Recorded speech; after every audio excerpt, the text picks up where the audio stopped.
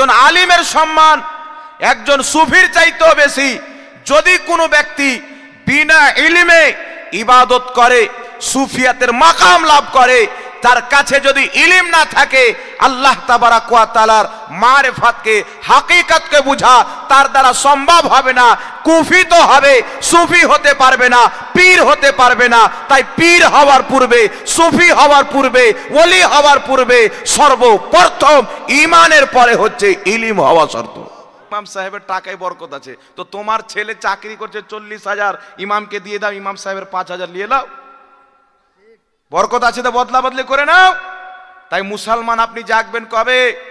আপনারা মসজিদের ইমামকে ভিখারি বানিয়ে রেখেছেন, আপনারা মসজিদের ইমামকে ফকির বানিয়ে রেখেছেন। তাই অমুসলিম আপনাদের প্রতি ঝাঁপিয়ে পড়ছে। কিন্তু শুনেন, যারা নিজের নেতার, নিজের ধর্মীয় গুরুর সম্মান করে না, তাদের আদব করে না, ওই কম কোনোদিন সঠিক পথে থাকতে পারে না, শান্তিতে থাকতে পারে না। আপনার বাপ মরবে, জানাজার নামাজ ইমাম পড়াবে। আপনার মা মরবে, জানাজার নামাজ ইমাম পড়াবে। আপনার ছেলে জন্ম নিবে, কানে আজান ইমাম সাহেব দিবে। আপনার বাড়িতে বাপ মরবে, ইসালে সাওয়াবের 40 চারম ইমাম সাহেব করবে। আপনার বাপ মারা গেছে, কাফন দাফন কাটবে, নিয়ম শিখাবে ইমাম সাহেব। সম্পূর্ণ জিনিস ইমাম সাহেব করবে। আর ইমাম সাহেব যদি একদিনের বেশি বাড়িতে থেকে যায় তো মুসিবত হয়ে গেল। আসসালামু আলাইকুম ওয়া রাহমাতুল্লাহি ওয়া বারাকাতুহু।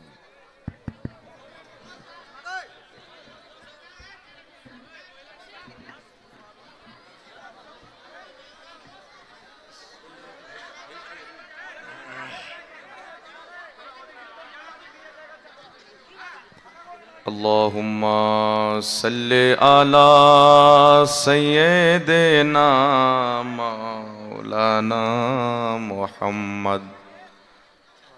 क्या रे आप लोग दुरूद शरीफ पढ़ने नहीं जानते हैं? जहन्नम में पहुंच गए क्या? पढ़िए, सब मिलके पढ़िए ना।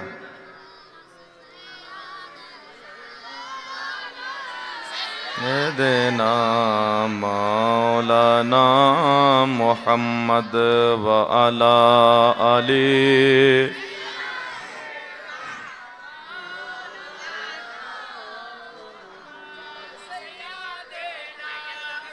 शफियाना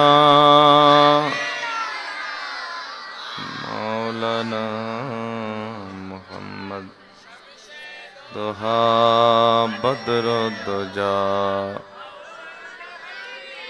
आखिरी सल्लल्लाहु अलैहि व आलिहि वसल्लम। अल्हम्दुलिल्लाहि रब्बिल आलमीन वल आक़िबतु लिल मुत्तक़ीन वस्सलातु वस्सलामु अला सय्यिदिल अंबिया'i वल मुरसलीन व अला आलिहि व अस्हाबिहि अजमाइन। अम्मा बअद, फ़अऊज़ु बिल्लाहि मिनश शैतानिर रजीम। बिस्मिल्लाहिर रहमानिर रहीम। व ज़क्किरहुम बिअय्यामिल्लाह। सदक़ल्लाहुल मौलानाल अज़ीम व सदक़ बल्लगना रसूलुहुन नबियुल अमीनुल मतीनुल करीम। व नहनु अला ज़ालिका लमिनश शाहिदीन व शाकिरीन वल्हम्दुलिल्लाहि रब्बिल आलमीन।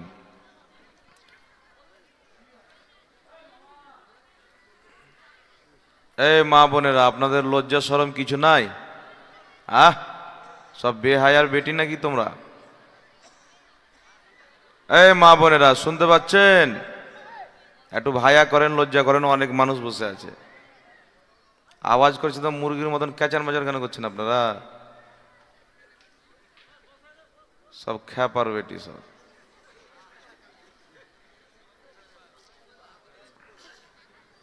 একবার জোরে বলেন তো সুবহানাল্লাহ, ইয়া রাসূলুল্লাহ।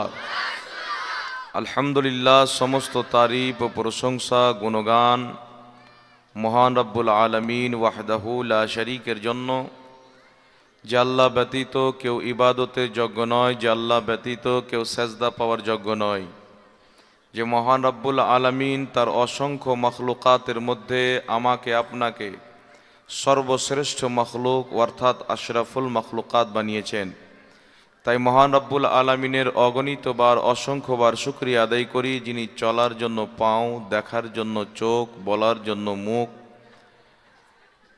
সচার জন্য বুদ্ধি, ব্রেন দান করেছেন। যে রব্বুল আলামিন জমিন ও জামাকুল কায়নাতকে সৃষ্টি করেছেন, যে রব্বুল আলামিন রহমানুর রহিম মালিক ইয়াউমিদ্দিন, তার 1,24,000 কমবেশ নবী রসুলগণের মধ্যে সর্বশ্রেষ্ঠ নবীর আমাদেরকে উম্মত বানিয়েছেন। তাই আল্লাহ তাবারাক ওয়া তাআলার অগণিতবার অসংখ্যবার শুকরিয়া আদায় করি। একবার সকলে মিলে পড়ুন আলহামদুলিল্লাহ।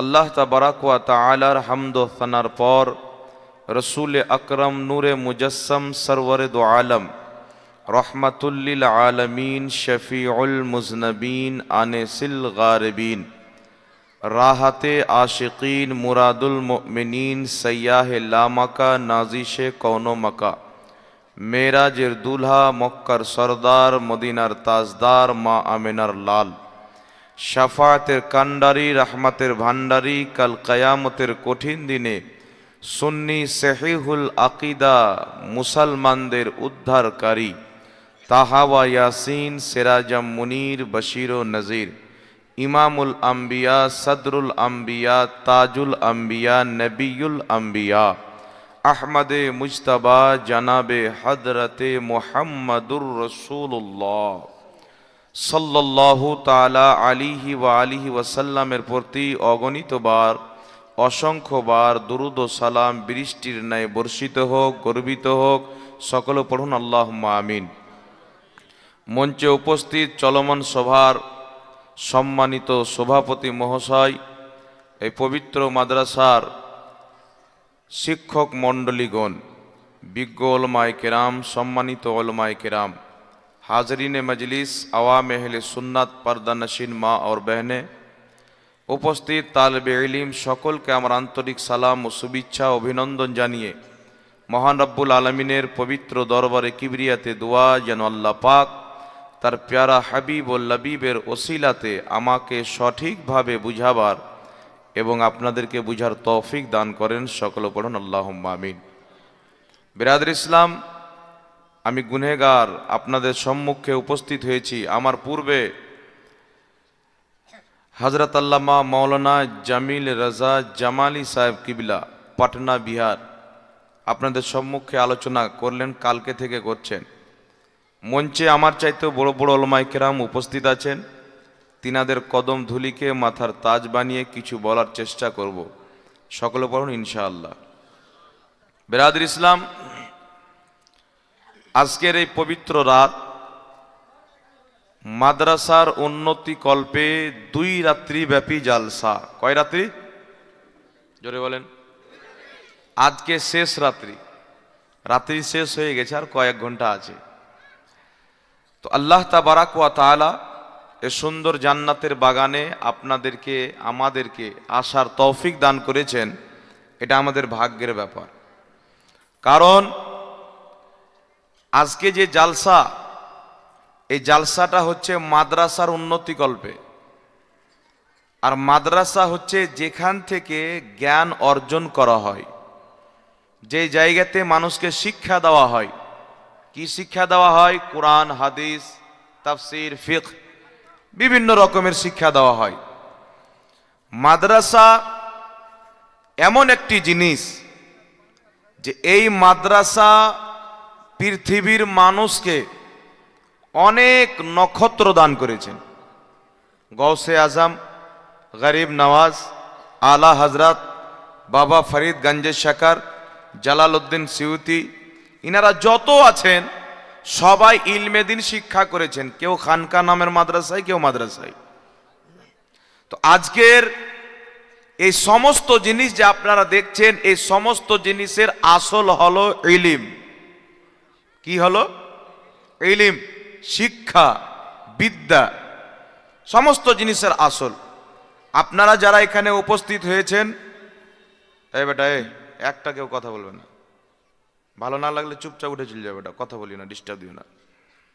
আপনারা যারা এখানে উপস্থিত হয়েছেন, আপনাদের সকলের মনের কামনা, উদ্দেশ্য, নিয়াত যে আমরা এই পবিত্র মাহফিলে গিয়ে নাইবে রসুল ওয়ারিসুন নবীরা আলিম উলমারা আসবেন, তাদের কাছ থেকে কোরআন ও সুন্নাহর কিছু ইলিম আমরা শিখব, নাকি না অন্য নিয়ত আছে টাইম পাস করবো গিয়ে, এটাই না? তো আপনারা এখানে শিক্ষার নিয়তে এসেছেন, তো যেইগুলো বক্তব্য আপনারা শ্রবণ করবেন সেই বক্তব্যগুলো আপনাকে ধ্যান দিয়ে শুনতে হবে, মনে গাঁথতে হবে যে আমি কি শুনলাম। এখানে রাত্রি জেগে শুনে গিয়ে সকালে ভুলে গেলেন, আপনার শুনে লাভ কি হলো? আর সর্বপ্রথম ইলিম শিখার পূর্বে আলিমের সম্মান করতে হবে। কার? জোরে বলেন। ইলিম শিখার পূর্বে আলিমের সম্মান করতে হবে। কেমন? যেমন সম্মান আমার আল্লাহ কোরআনে করতে বলেছেন, যেমন সম্মান আমার রসুল সাল্লাল্লাহু আলাইহি ওয়াসাল্লাম করতে বলেছেন। আল্লাহ তাবারাক ওয়া তাআলা ইলমের সম্মান, জ্ঞানের মর্যাদাকে এত উঁচু করেছেন যে পবিত্র কালামুল্লাহ শরীফে 6666 খানা আয়াত, তার মধ্যে রাব্বুল আলামিন সর্বপ্রথম আলহামদুলিল্লাহ অবতীর্ণ করেননি, লা ইলাহা ইল্লাল্লাহ অবতীর্ণ করেননি, মুহাম্মদ রাসূলুল্লাহ অবতীর্ণ করেননি। আল্লাহ তাবারাক ওয়া তাআলা সর্বপ্রথম যে আয়াতটি অবতরণ করেছেন, নাজিল করেছেন, ওই আয়াতটি হচ্ছে ইকরা, পড়ো। কি করো? ইকরা, পড়ো। আল্লাহ তাবারাক ওয়া তাআলা এই পড়ো শব্দ কেন নাজিল করলেন? সর্বপ্রথম আল্লাহ তাবারাক ওয়া তাআলা পবিত্র কুরআন পাকে আরেকটি জায়গাতে বলেন, কুল হাল ইয়াস্তাবিল্লাযীনা ইয়ালামুনা ওয়াল্লাযীনা লা ইয়ালামুন। আল্লাহ বলছেন, হাবিব আপনি সারা পৃথিবীর মানুষকে বলে দেন যে তোমরা কি এটা মনে করো যে জাননেওয়ালা এবং না জাননেওয়ালা দুটোই কি সমান? আমাদেরকে আল্লাহ জিজ্ঞাসা করতে বলেছেন নবী পাককে যে যারা জানে এবং যারা জানে না তারা কি সমান?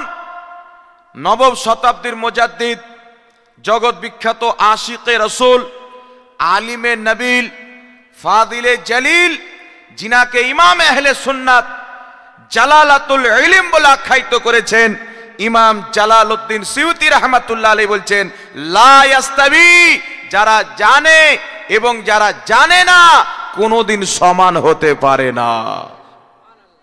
যারা জানে, যারা জানে না কোনোদিন সমান হতে পারে না।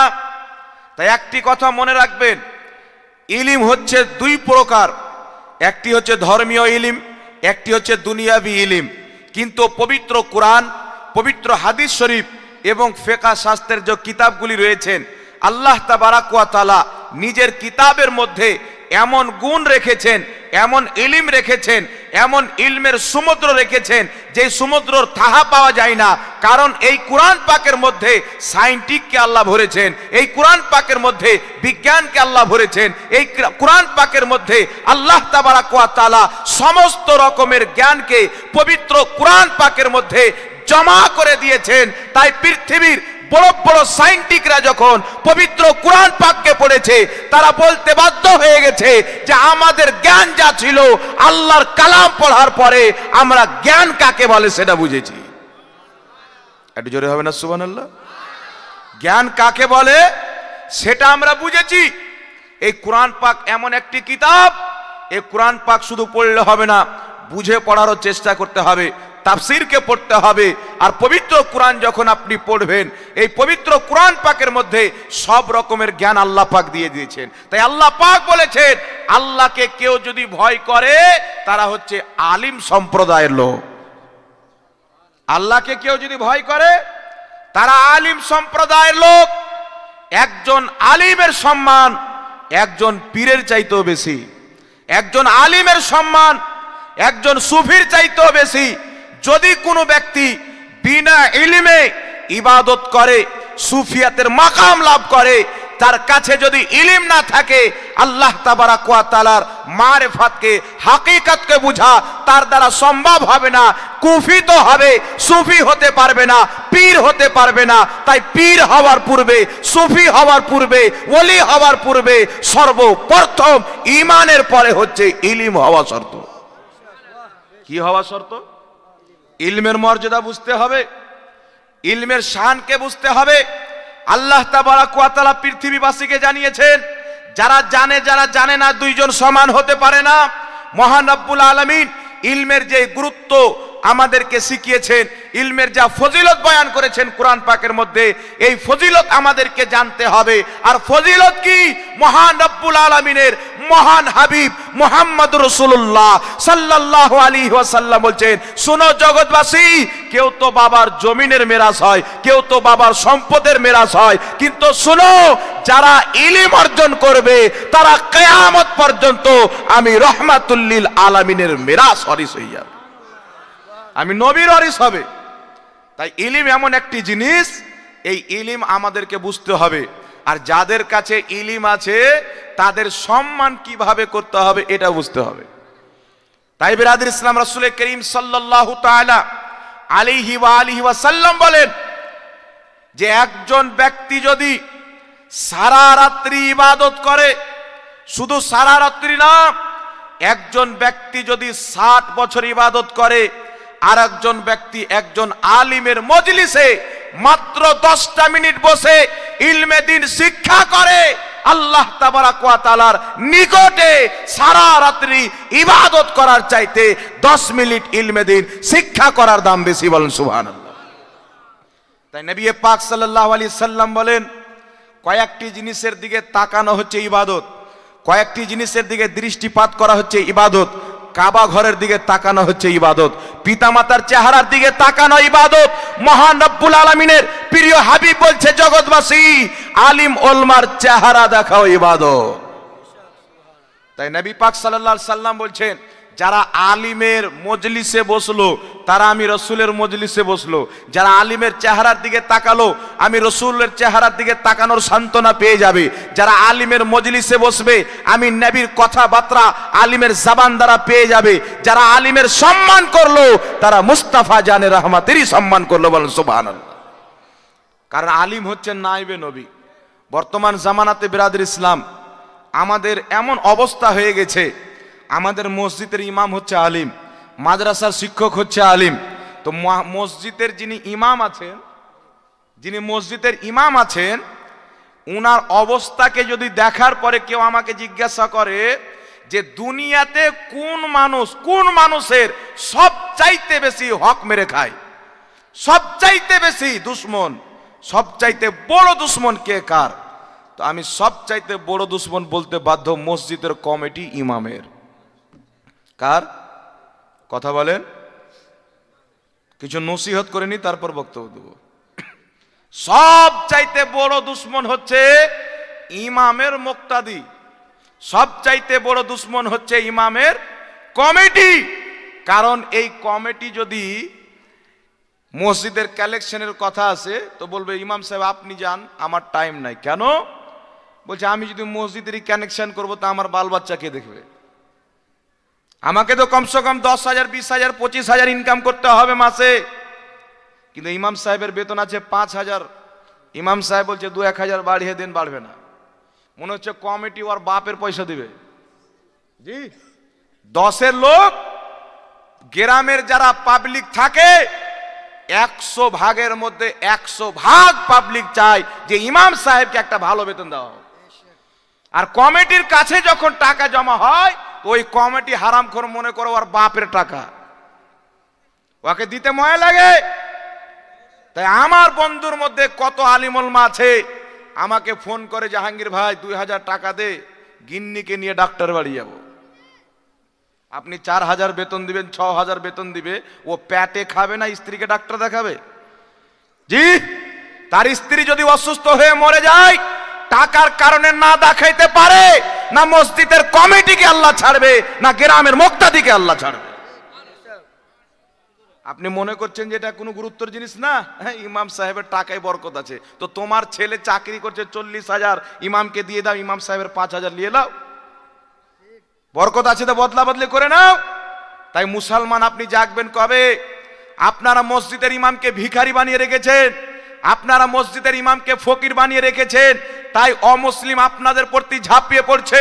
কিন্তু শুনেন, যারা নিজের নেতার নিজের ধর্মীয় গুরুর সম্মান করে না, তাদের আদব করে না, ওই কম কোনোদিন সঠিক পথে থাকতে পারে না, শান্তিতে থাকতে পারে না।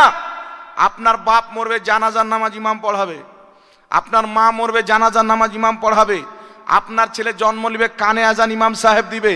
আপনার বাড়িতে বাপ মরবে, ইসালে সাবাবের 40 চারম ইমাম সাহেব করবে। আপনার বাপ মারা গেছে, কাফন দাফন কাটবে, নিয়ম শিখাবে ইমাম সাহেব। সম্পূর্ণ জিনিস ইমাম সাহেব করবে। আর ইমাম সাহেব যদি একদিনের বেশি বাড়িতে থেকে যায় তো মুসিবত হয়ে গেল। মুর্শিদাবাদে একটা মসজিদ আছে, আমার একজন বন্ধু ইমামতি করছেন, তো আর ছুটি হচ্ছে, বৃহস্পতিবারে যাবে, ওই কি বুধবারে রাত্রিবেলা যাবে এশার নামাজ পড়িয়ে, আর শুক্রবারে এসে জুমা ধরবে। তো ব্যতিক্রম ভাবে বাড়িতে বাচ্চা অসুস্থ থাকার কারণে ও জুম্মার দিনে এক কাউকে বলেছে যে আপনি জুম্মাটা পড়িয়ে দিয়েন, আমি জুমার দিনে সন্ধ্যাবেলা আসবো, দিনে ডক্টর দেখিয়ে নেব। জি, তো একদিন পর এসছে, আসার পরে মিটিং কমিটি একবারে সেক্রেটারি গোটা গ্রামে হেঁটে হেঁটে বলে মিটিং ডেকেছে। ইমাম সাহেব একদিন লেট করে এসেছে, জুমা নামাজে কাউকে পাঠিয়ে দিয়েছে, ইমাম সাহেব থাকে না। কিন্তু এক বান্দর জানে না যে মানুষ বলতে এমার্জেন্সি হতে পারে, মানুষ বলতে কাজ হতে পারে। আপনাকে যখন চান্দার জন্য ডাকবে, কালেকশনের জন্য, আপনি বলবেন আমার মাঠে একটু কাজ আছে, আপনার কাজ দেখছেন, আর ইমাম সাহেব একদিন লেট করে দিলে ওটা কাজ দেখবেন না আপনি? ইমাম সাহেব আপনার নজরে মানুষ নাই। কিছু মুসাল্লি আছে, ইমামের পিছনে নামাজ পড়ে নিল, নামাজ পড়ার পরে চায়ের দোকানে গল্প করছে, একে বাদ দাঁড়াবো কি করে? ইমাম সাহেবের পায়জামা ঠিক নাই, ইমাম সাহেবের লুঙ্গি ঠিক নাই, এই ইমাম সাহেব ওকে সালা বলে গালি দিয়েছে, ইমাম সাহেব ওখানে পান খেয়ে নিয়েছে, ইমাম সাহেব এখানে উমুক করে নিয়েছে, ওয়ার পিছে নামাজ পড়ে ওয়ার করছে গিল্লা। এর নামাজ হলো না, মাথা ঠুকা হলো।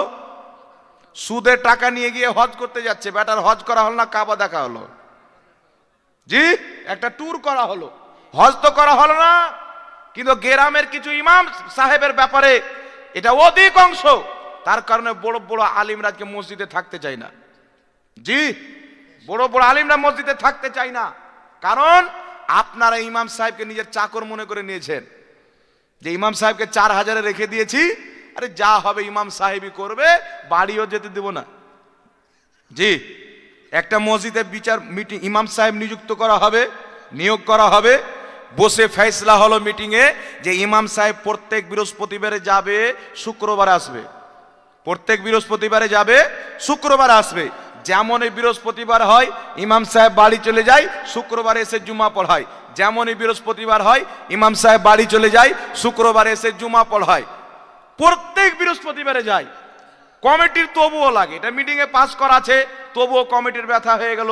মিটিংয়ে না হলে বলা হয়েছে প্রত্যেক বৃহস্পতিবারে যাবে, শুক্রবার আসবে, তাই কি প্রত্যেক বৃহস্পতিবারে যেতে হবে? ইমাম সাহেবকে বলছে হুজুর মিটিংয়ে না হলে আমরা বলেছি প্রত্যেক বৃহস্পতি, আপনাকে প্রত্যেক বৃহস্পতিবারে যেতে হবে।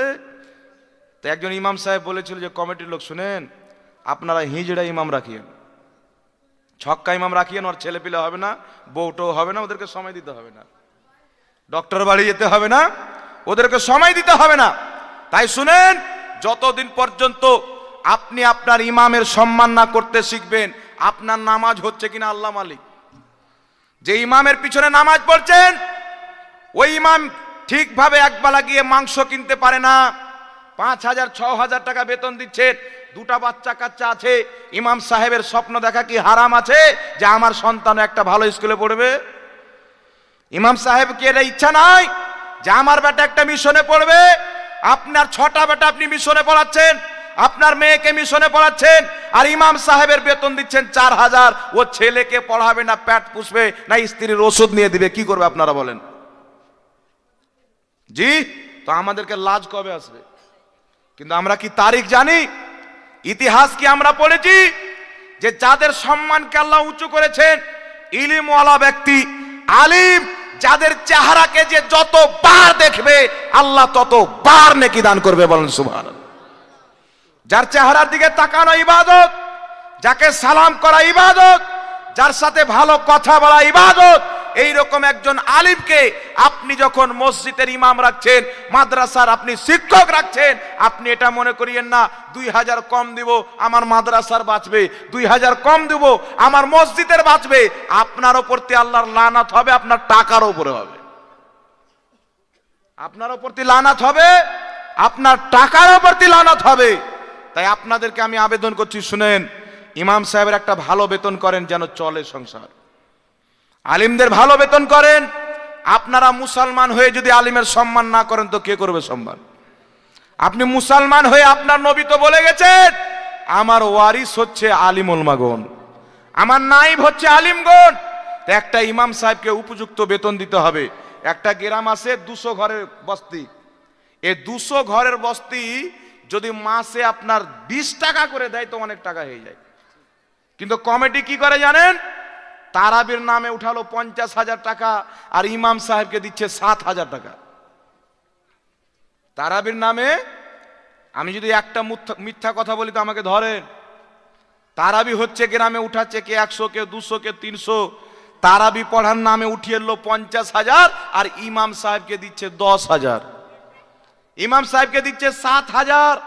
আরে তারাবির নাম দিয়ে আপনি যত টাকা উঠলেন, 5 লাখ উঠুক আর 5,000 উঠুক, সমস্ত টাকার অধিকার হকদার হচ্ছে ইমাম সাহেব। ওর মধ্যে একটা টাকা মসজিদে লাগানো হারাম আছে, একটা টাকা কোথাও লাগানো হারাম আছে। ওই সম্পূর্ণ টাকা তারাবি পড়ার কারণে জনগণ আপনাকে দিয়েছে, ওই পুরো টাকাটা আপনাকে ইমাম সাহেবকে দিতে হবে। কিন্তু এরকম হারাম নাই। ইমাম সাহেবের নামে উঠিয়ে নিল 30,000 টাকা উঠলো, 5,000 দিল, 25,000 লাগাচ্ছে মসজিদে। তোর মসজিদের নামাজ হবে রে? তা আপনি কোন সমাজ চালাচ্ছেন? ইসলামকে বাঁচার জন্য সমাজ চালাচ্ছেন না ইসলামকে নষ্ট করার জন্য চালাচ্ছেন? তাই খবরদার মুসলমান, নিজের ইমামদের উপরে জুলুম করিয়েন না, আল্লাহর আযাব নাজিল হবে। নিজের ইমামদেরকে ঠিকঠাক ছুটি দিতে হবে। ইমাম সাহেব আছে, ওর বাড়িতে ছেলে মেয়ে আছে, ওর স্ত্রী আছে, ইমাম সাহেবকে ঠিকঠাক বেতন দিতে হবে। কারণ অসুখ তো আমার নবী পাককেও হয়েছে, ইমাম সাহেবকে তো হবে। ইমাম সাহেবের ঠিকঠাক বেতন দিতে হবে। আপনাদেরকে চিন্তা করতে হবে যেন আমার ইমাম সাহেবের ছেলে মেয়ে অশিক্ষিত হয়ে না থাকে, ভালো ভালো জায়গাতে যেন পড়াশোনা করে। আর আপনি বুক ফুলিয়ে বলবেন যে আমাদের ইমাম সাহেবের ছেলে অমুক মিশনে পড়ছে, অমুক বড় মাদ্রাসাতে পড়ছে, অমুক বড় কলেজে পড়ছে, এটা আপনারাও খুশি পাবেন ইনশাআল্লাহ। আর ইমাম সাহেব আপনার প্রতি খুশি হবে। ইমামকে বেতন দিচ্ছে, আর পেটে জ্বালা, মাংস কেনার জন্য টাকা পায় না। জি হাজার দুঃখিত, মাংস কেনার পর্যন্ত টাকা জমে না। একজন আমার বন্ধু ফোন করছে, মসজিদে ইমামতি করে, বেতন দিচ্ছে 6,000। আমাকে একদিন ফোন করছে ঈদের দিনের একদিন আগে, ফোন করে বলছে ভাই 5,000 টাকা ধার দে। কেন? বলছে না পোশাক কেনার টাকা আছে, না মাংস কেনার টাকা আছে। তো আমাদের তো 2টা ছেলে আছে, একটা মেয়ে একটা ছেলে। তো আমার যে মেয়েরা ছেলেরা বাজারে যাবে, ঈদগাহ ঘুরতে যাবে, তো সবার অন্য অন্য ছেলের হাতে মিষ্টি থাকবে, জিলেপি থাকবে, নতুন নতুন পোশাক থাকবে, বাড়িতে মাংস থাকবে। আর আমার বাড়িতে যদি না হয় তো আমি কি করব? চোখ দিয়ে পানি বেরিয়ে গেল। জি, তো এই জুলুমটা কে করেছে? ওর গ্রামের মুক্তাদিরা করেছে, গ্রামের মন্ডলরা করেছে। তাই খবরদার মুসলমান, নিজের গায়রাতকে জাগান, নিজে ইনসাফ করনেওয়ালা হন। যারা না ইনসাফি করে ওই ইমামের সাথে, আপনার টাকা কি, আপনার ঠিকানা তো স্পেশাল জাহান্নামে হবে। আবু জেহেলও চিন্তা করবে যে এ আবার কত বড় জাহান্নামী রে। তো জুলুম বন্ধ করেন ওই ইমামের উপরে। ইমাম জানেন, এই যে পাগড়ি, পাগড়িকে বলা হয় আমামা আরবিতে। পাগড়িকে কি বলা হয়? আমামা, যেটা মাথার উপরে পড়ে। আমামা থেকে সে ইমাম। ইমামকে সব সময় মুক্তাদির কর্তব্য যে ইমামকে নিজের মাথার তাজ মনে করবে। ইমামকে কি মনে করবে? মাথার তাজ মনে করবে, একজন সম্মানিত ব্যক্তি মনে করবে। তাই আপনাদের সকলকে আমি আবেদন করব যে একটু চিন্তা করেন আর নিজের বিবেককে জাগান, গায়রাতকে জাগান। মুর্দা হয়ে মরে যান না, কবরে চলে যান না, ইমানদার হয়ে যান। মানুষের সাথে ইনসাফ করতে শিখেন। আল্লাহর কসম খেয়ে বলি, আপনার দেওয়া কম বেতনের কারণে যদি ইমাম সাহেবের ফ্যামিলিতে বা নিজের চিকিৎসা না করাতে পারে, মারা যায়, আল্লাহর কসম খেয়ে বলি আল্লাহ আপনাকে কোনোদিন ক্ষমা করবে না। এটা হুকুকুল ইবাদ, আর হুকুকুল ইবাদ আল্লাহ ক্ষমা করবে না। আপনি যেই বান্দার উপরে জুলুম করেছেন, অত্যাচার করেছেন, ওই বান্দা যদি আপনাকে ক্ষমা না করে, জান্নাত আপনার জন্য হারাম আছে।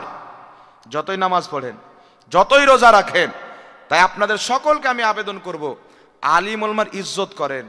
নবী পাক সাল্লাল্লাহু আলাইহি সাল্লাম বলেছেন, ইবনে মাজাহ শরীফের মধ্যে যে হাদিসটিকে ইমাম সিয়ুতি রাহমাতুল্লাহ আলাইহি হাসান বলেছেন, নবী পাক সাল্লাল্লাহু আলাইহি সাল্লাম বলেন, কিয়ামতের ময়দানে 3 শ্রেণীর ব্যক্তিগণ শাফাত করবেন। এক শ্রেণীর ব্যক্তি হচ্ছেন নবীগণ, দ্বিতীয় নম্বরে আলিমগণ, তৃতীয় নম্বরে শহীদগণ। জোরে বলেন সুবহানাল্লাহ। একজন আলিমের মর্যাদা শহীদ চাইতেও বেশি। একজন আলিম শাফাত করবে কিয়ামতের ময়দানে। আপনার যে ইমাম সাহেব আছে, আলিম আছে, মাদ্রাসার শিক্ষক আছে, আলিম আছে, গ্রামে আলিম আছে, ওই আলিমকে মহব্বত করতে হবে, সম্মান করতে হবে। তাহলেই আল্লাহ তাবারাক ওয়া তাআলা কিয়ামতের ময়দানে নবী মুস্তাফাকে শাফাতে কুবরার কুঞ্জি দেওয়ার পরে আলিম ওলামার কাছে যখন শাফাতের বাড়ি আসবে, আপনাকে আলিম ছেড়ে যাবে না। জোরে বলেন সুবহানাল্লাহ। আর আপনি যদি জুলুম করেন, অত্যাচার করেন, আল্লাহ আপনাকে মাফ করবে না। তাই আপনাদের সকলের কাছে আমি রিকোয়েস্ট করব, নিজের ইমামের, নিজের মাদ্রাসার শিক্ষকদের বেতন একটা ভালো করে করবেন, যেন ইমাম সাহেবরা ঠিকঠাক চলতে পারে। বুঝতে পারছেন আব্বাজান? জি, বুঝতে পারছেন তো? সবাই বুঝতে পেরেছেন আশা করি। এইবার চলে আসছেন বিরাদর ইসলাম।